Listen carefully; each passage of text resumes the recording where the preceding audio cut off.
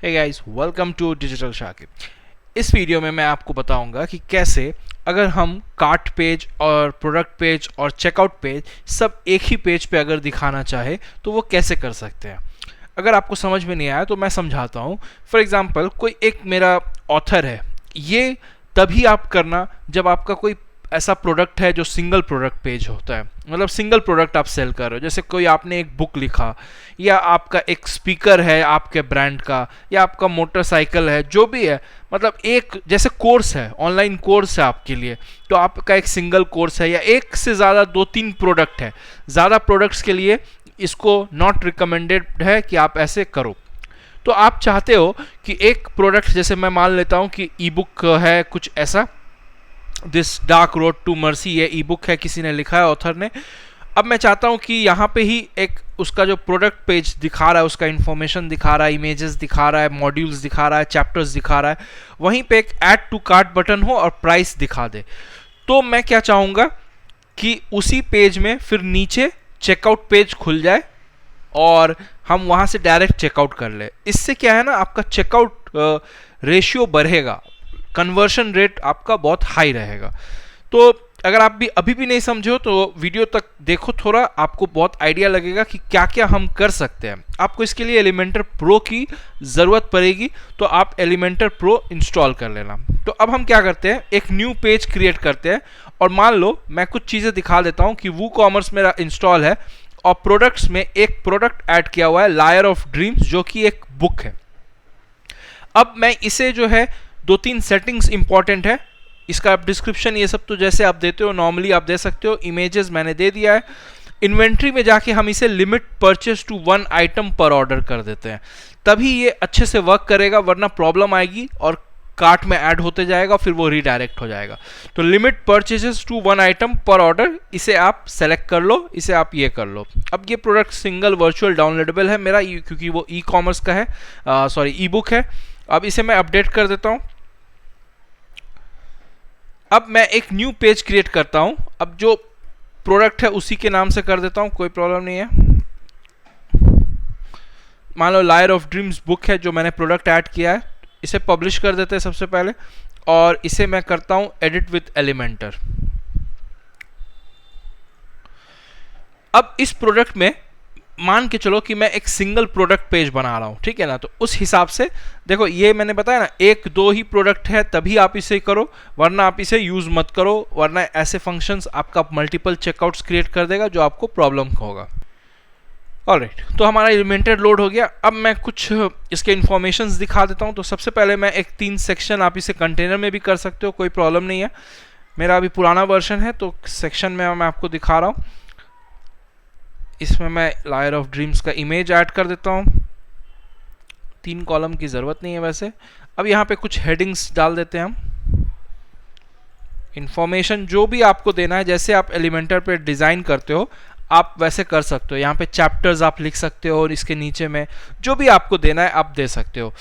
अब इसका मैं कुछ टेक्स्ट एडिटर डाल देता हूँ, जैसे उसका डिस्क्रिप्शन जो भी रहे आप कॉपी पेस्ट कर देना।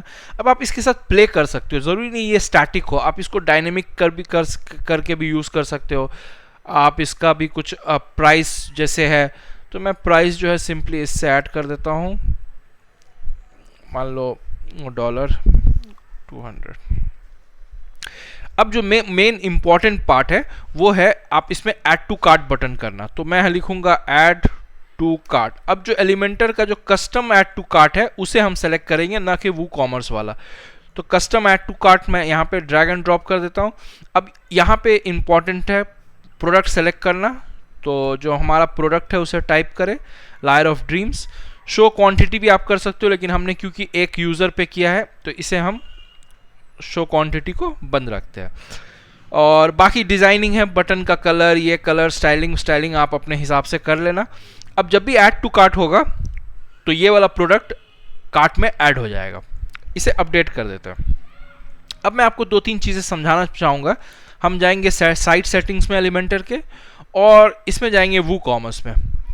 इसमें अभी हमें पूछ रहा है कि कार्ट पेज क्या होगा। अब जो हमने बताया ना कि कार्ट पेज, प्रोडक्ट पेज और चेकआउट पेज सब एक ही पेज होगा। तो कार्ट पेज जो है हम इसे सेलेक्ट कर लेंगे। तो कौन सा पेज है हमारा, यहाँ पे सर्च कर लेते हैं, लायर ऑफ ड्रीम, जो भी आप नाम दोगे।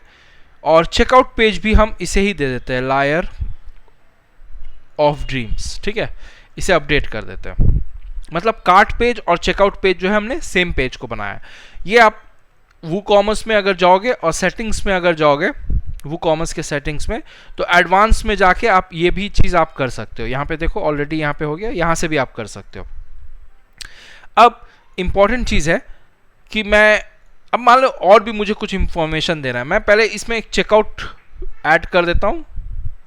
तो हम सर्च करेंगे विजिट में चेकआउट।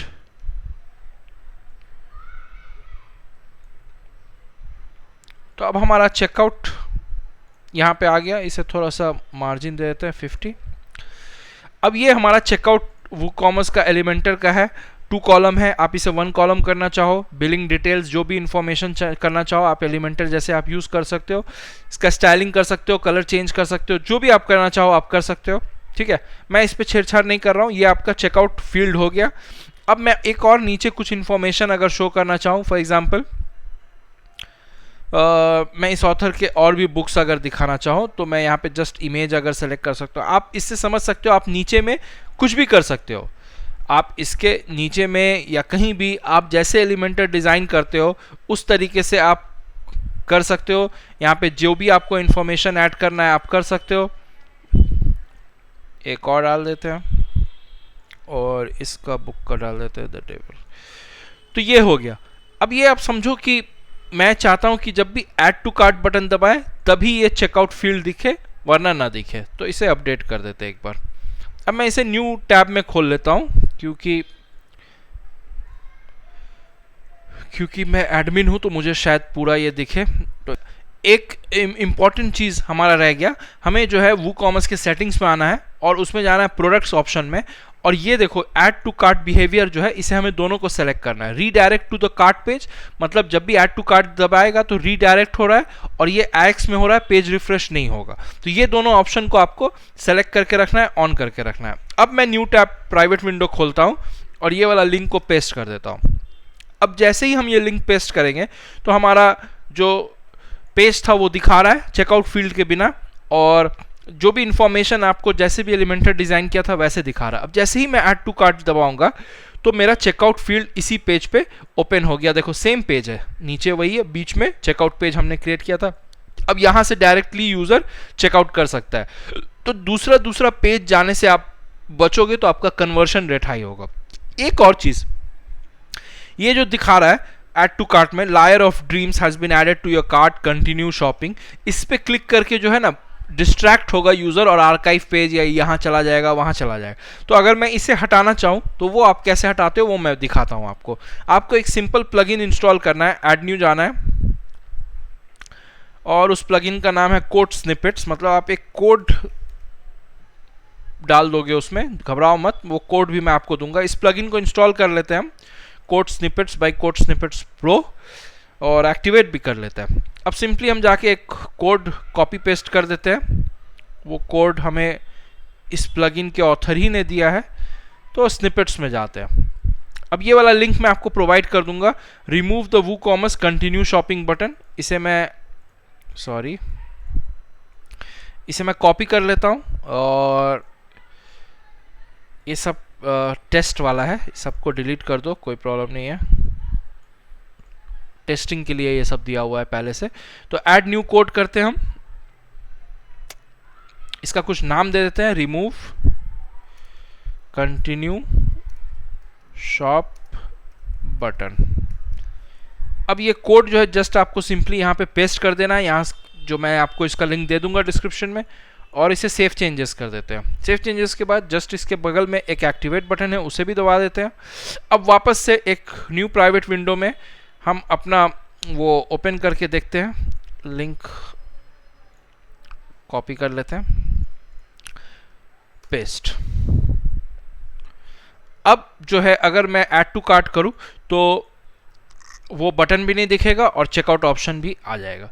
अब यहाँ पे एक दो प्रॉब्लम हो सकता है आपको, जैसे आपको क्लियर कार्ट करना पड़े बार बार, तो आप एक छोटा सा प्लगइन इंस्टॉल कर लेना क्लियर कार्ट का, उससे आपका प्रॉब्लम सॉल्व होगा। लेकिन आप ये चीज़ें समझो कि एक पेज पे प्रोडक्ट पेज, कार्ट पेज और चेकआउट पेज हमने क्रिएट किया। कार्ट पेज को तो हमने स्किप कर दिया, ऑब्वियसली कार्ट पेज को हमने स्किप कर दिया क्योंकि कोई ज़रूरत नहीं है एक सिंगल प्रोडक्ट के लिए इतने सारे इसमें जाने के लिए, खास करके जब आपका कोर्स वेबसाइट हो, ई बुक हो, कोई आपका एक सिंगल प्रोडक्ट हो, तो ये बहुत ही इफेक्टिव कन्वर्शन करेगा। Thank you so much for watching.